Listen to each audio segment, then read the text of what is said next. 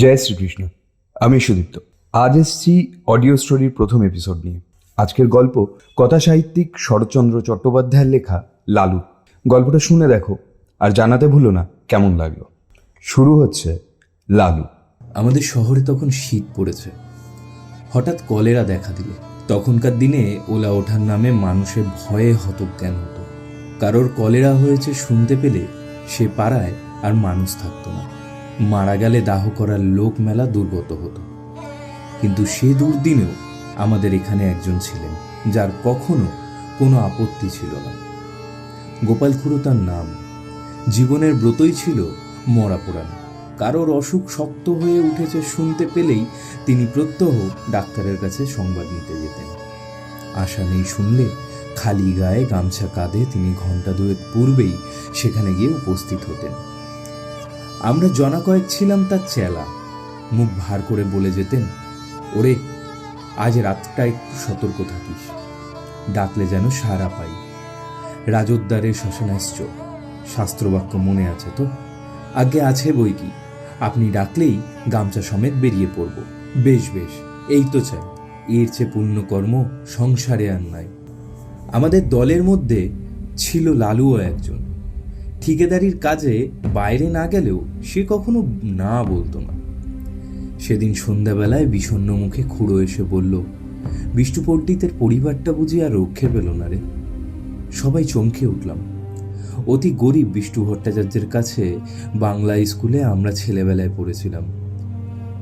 নিজে সে চিররুগ্ন এবং চিরদিন স্ত্রীর প্রতি একান্ত নির্ভরশীল। জগতে আপনার নিজের বলতে তার মতো নিরীহ অসহায় মানুষ সংসারে আমি দেখিনি। রাত্রি আন্দাজ 8টা। দড়ির খাটে বিছানা সমেত পণ্ডিত গৃহিণীকে আমরা ঘর থেকে উঠোনে নামালাম। পণ্ডিত মশাই ফ্যাল করে চেয়ে রইলেন। সংসারে কোনো কিছুর সঙ্গে সে চাহনির তুলনা হয় না এবং সে একবার দেখলে সারা জীবনে ভোলা যায় না। মৃতদেহ তোলবার সময় পণ্ডিত মশাই আস্তে আস্তে বললেন, আমি সঙ্গে না গেলে মুখাগ্নির কি হবে? কেউ কিছু বলবার আগেই লালু বলে উঠল, ও কাজটা আমি করব পণ্ডিত মশাই। আপনি আমাদের গুরু, সেই সম্পর্কে উনি আমাদের মা। আমরা সবাই জানতাম শ্মশানে হেঁটে যাওয়া তার পক্ষে সম্ভব নয়। বাংলা স্কুলে মিনিট 5 পথ হাঁপাতে হাঁপাতে সেটুকু আসতেও তার আধ ঘন্টার বেশি সময় লাগতো। পণ্ডিত মশাই একটু চুপ করে থেকে বললেন, নিয়ে যাবার সময় ওর মাথায় একটু সিঁদুর পরিয়ে দিবি না লালু? নিশ্চয়ই দেব পণ্ডিত মশাই, নিশ্চয়ই দেব বলে সে এক লাফে ঘরে ঢুকে কৌটো বার করে আনলো এবং যত সিঁদুর ছিল সমস্তটা মাথায় ঢেলে দিল। হরিবোল দিয়ে আমরা গৃহ হতে গৃহিণীর মৃতদেহ চিরদিনের মতন বার করে নিয়ে এলাম। পণ্ডিত মশাই খোলা দ্বারের চৌকাঠে হাত দিয়ে তেমনি চুপ করে দাঁড়িয়ে রইলেন। গঙ্গার তীরে শ্মশান অনেক দূর, প্রায় কোষ 3। সেখানে পৌঁছে যখন আমরা সব নামালাম তখন রাত 2টো। লালু খাট ছুঁয়ে মাটিতে পা ছড়িয়ে বসল। কেউ কেউ যেখানে সেখানে শান্তিতে চিত হয়ে শুয়ে পড়ল। শুক্লা দ্বাদশীর পরিস্ফুট জ্যোৎস্নায় বালুময় বহু দূর বিস্তৃত শ্মশান অত্যন্ত জনহীন। গঙ্গার ওপর থেকে কনকনে উত্তরে হাওয়া জলে ঢেউ উঠছে। তার কোনোটা লালুর পায়ের প্রায় নিচ পর্যন্ত আছাড় খেয়ে খেয়ে পড়ছে। শহর থেকে গরুর গাড়িতে পোড়াবার কাঠ আসে, কি জানি সে কতক্ষণে পৌঁছবে। প্রায় 8 ক্রোশ দূরে পথের ধারে ডোমেদের বাড়ি। আসার সময় আমরা তাদের হাঁক দিয়ে এসেছি। সহসা গঙ্গার ওপারের দিগন্তে একটা গাঢ় কালো মেঘ উঠে প্রবল উত্তরে হাওয়া হু হু করে সেটা এপারে ছুটে আসতে লাগলো। গোপাল খুড়ো সভয়ে বললেন, লক্ষণ ভালো ঠেকছে না রে, বৃষ্টি হতে পারে। এই শীতে ভিজলে আর রক্ষে থাকবে না। কাছে আশ্রয়ও কোথাও নেই, একটা বড় গাছ পর্যন্তও না। কত কটা দূরে ঠাকুরবাড়ির আমবাগানে মালিদের ঘর আছে বটে, কিন্তু ততখানি ছোটা প্রায় সহজ নয়। দেখতে দেখতে আকাশ ছেয়ে গেল, চাঁদের আলো ডুবল অন্ধকারে। ওপার থেকে বৃষ্টিধারার শোষ শব্দ এলো কানে ক্রমশ। সেটা নিকটতর হয়ে উঠল। আগাম 2-10 ফোঁটা সকলেরই গায়ে এসে পড়ল তীরের মতন। কি করি ভাবতে ভাবতেই মুষলধারে বৃষ্টি নেমে এলো। মরা হইল পড়ে প্রাণ বাঁচাতে কে যে কোথায় ছুট দিল তার ঠিকানা নেই। জল থামলে ঘণ্টাখানেক পরে একে একে সবাই ফিরে এলাম। মেঘ গেছে কেটে, চাঁদের আলো ফুটেছে দিনের মতন। ইতিমধ্যে গরুর গাড়ি এসে পৌঁছেছে। গারোয়ান কাঠ এবং শবদেহের অন্যান্য উপকরণ নামিয়ে দিয়ে ফিরে যাওয়ার উদ্যোগ করছে, কিন্তু ডোমেদের দেখা নেই। গোপাল খুড়ো বললে, ও বেটারা ওই রকম, শীতে ঘর থেকে বেরোতেই চায় না। মণি বললে, কিন্তু লালু এখনো ফিরল না কেন?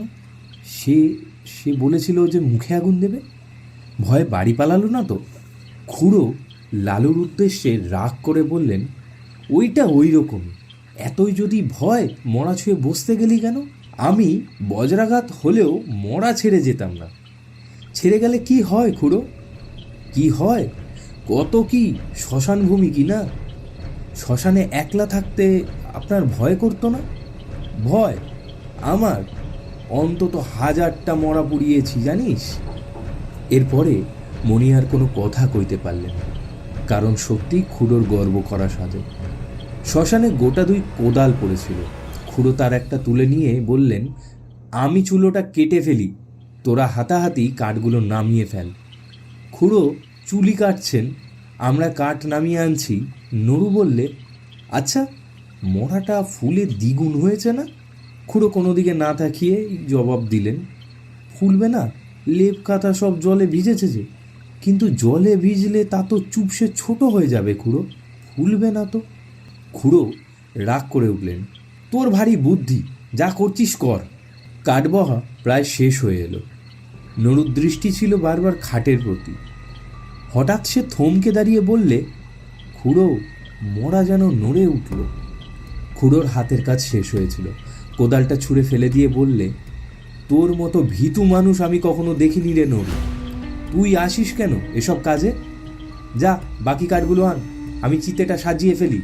গাধা কোথাকার। আবার মিনিট 2 গেল। এবার মণি হঠাৎ চমকে উঠে 5-7 পা পিছিয়ে দাঁড়িয়ে সভয়ে বললে, না খুড়ো, গতিক ভালো ঠেকছে না, সত্যিই মরাটা যেন নড়ে উঠল। খুড়ো এবার হা হা করে হেসে বললেন, ছোড়ার দল, তোরা ভয় দেখাবি আমাকে, যে 1000টার ওপর মরা পুড়িয়েছে তাকে? নরু বললেন, ওই দেখুন আবার নড়ছে। খুড়ো বললে, হ্যাঁ নড়ছে, ভূত হয়ে তোকে খাবে বলে। মুখের কথাটা শেষ হতে না হতেই আকস্মিক লেপকাতা জড়ানো মরা হাঁটু গেড়ে খাটের ওপর বসে ভয়ঙ্কর বিশ্রী খোনা গলায় চেঁচিয়ে উঠল, না না, নরুকে না, গোপালকে খাবো। ওরে বাবা রে! আমরা সবাই মারলাম ঊর্ধ্বশ্বাসের দৌড়। গোপাল খুড়োর সম্মুখে ছিল কাঠের স্তূপ। তিনি ওই পারের দিকে আমাদের পিছনে ছুটতে না পেরে ঝাঁপিয়ে পড়লেন গঙ্গার জলে। সেই কনকনে ঠান্ডা এক বুক জলে দাঁড়িয়ে চেঁচাতে লাগলেন, বাবা গো, গেছি গো, ভূতে খেয়ে ফেললো গো, রাম রাম রাম রাম রাম। এদিকে সেই ভূত তখন মুখের ঢাকা ফেলে দিয়ে চেঁচাতে লাগলো, ওরে নীলমল, ওরে মণি, ওরে নরু, পালাস নেড়ে, আমি লালু, ফিরে আয় ফিরে আয়। লালুর কণ্ঠস্বর আমাদের কানে পৌঁছলো।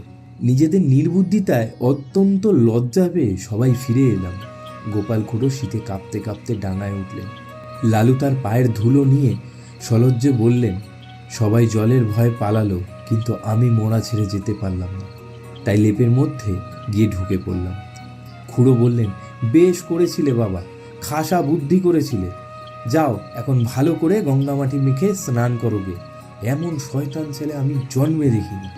কিন্তু মনে মনে তাকে ক্ষমা করলেন। বুঝলেন এত বড় ভয়শূন্যতা তার পক্ষেই অসম্ভব। এই রাতে একাকী শ্মশানে কলেরার মরা, কলেরার বিছানা, এই সবই সে গ্রাহ্যই করলেন না।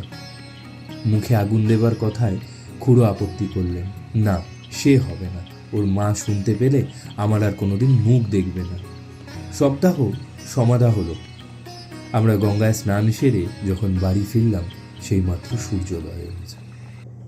এই ছিল কথা সাহিত্যিক শরৎচন্দ্র চট্টোপাধ্যায়ের লেখা লালু। আজকের গল্প তোমাদের কেমন লাগলো কমেন্ট করে জানাতে ভুলো না। যদি ভালো লাগে তাহলে অবশ্যই একটা লাইক আর একটা কমেন্ট করে দিও। দেখা হবে পরে আবার কোনো একটা ভিডিওতে। ততক্ষণের জন্য জয় শ্রীকৃষ্ণ। ভালো থাকবেন সবাই।